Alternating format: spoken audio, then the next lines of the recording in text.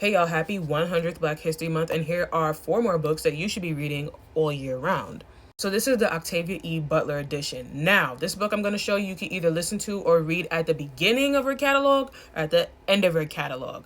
I personally feel like this is a good place to start. I wish I had started here because then it gives you context for all of the books in her catalog, and I'm going to tell you why.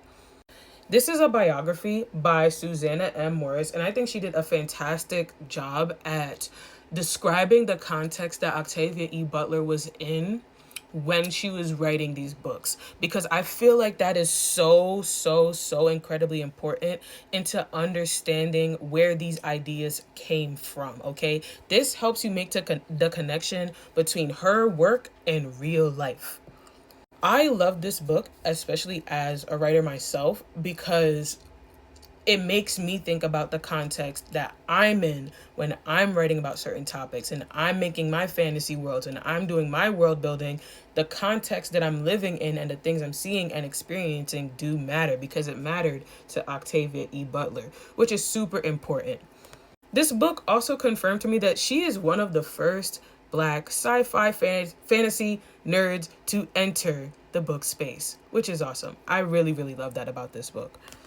Also, for people that say that, oh, she's like a prophet because of this book right here, which is also one of my recommendations, because people say that this book predicted the future. It's not that it predicted the future. It's that Octavia E. Butler understood pattern recognition. She understood the context she was in, and she understood her history, which then made her able to come up with this possible future, which was scarily accurate to what's happening right now. That's why she was able to do it. This is why we say literacy matters. This is why I encourage y'all to read nonfiction. This is why I talk about understanding Black history, not just Black history, but other people's history as well. Because then you can do stuff like this and actually get something from it or give something because you understand the context it came from.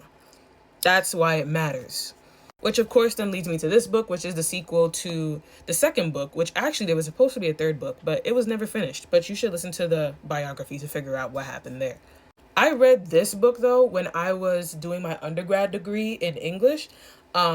And my professor, like, she kind of just put it out there and I had no idea what I was getting into, but I actually ended up reading ahead because I was so into this book. This book is about Dana, a Black woman in the 1970s who time travels back to slave times to save her ancestor who, our words, one of her Black ancestors. The thing is, if she doesn't let that happen, she will cease to exist. Crazy book. Y'all got to get into this because I feel like this was also educational.